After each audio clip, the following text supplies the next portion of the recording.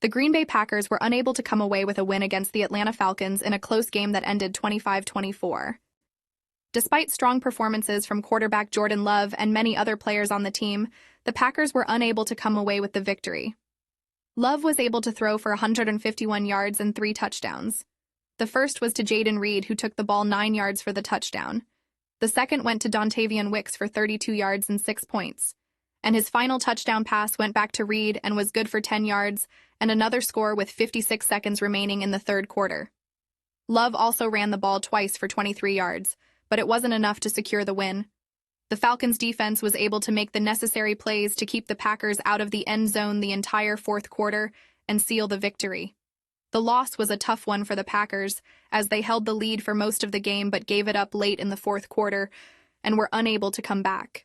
Green Bay Packers offensive lineman Elgton Jenkins had to leave the game early due to an injury. According to Ian Rappaport, Jenkins is believed to have suffered an MCL sprain. To determine the severity of the injury, Jenkins will undergo an MRI.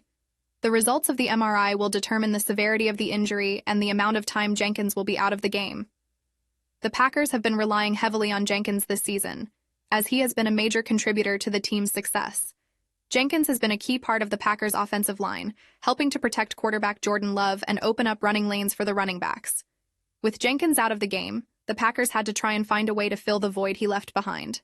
Packers head coach Matt LaFleur was left disappointed after his team's loss to the Atlanta Falcons. Despite the Packers having the lead throughout most of the game, LaFleur was left to rue the fact that his team couldn't stop the Falcons' running game. "You gotta find a way to get it done," said LaFleur. "Atlanta's running game was the difference. We couldn't stop them," he added. LaFleur's comments suggest that the Packers were outplayed in the trenches, and the Falcons were able to control the tempo of the game. This was a major factor in the Packers' loss, and LaFleur will be looking for his team to improve in this area. The fact is that losing a game is never easy, but it doesn't have to be the end of the world. The Packers have the talent and experience to turn things around and get back on track with this young team.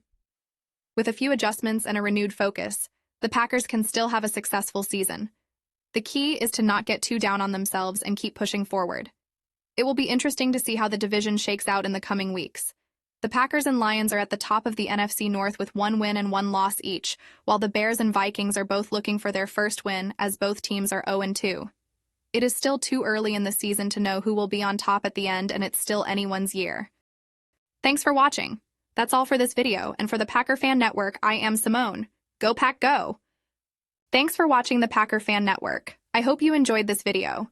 If you did, don't forget to subscribe for more content like this, and share it with all your friends. And as always, Go Pack Go!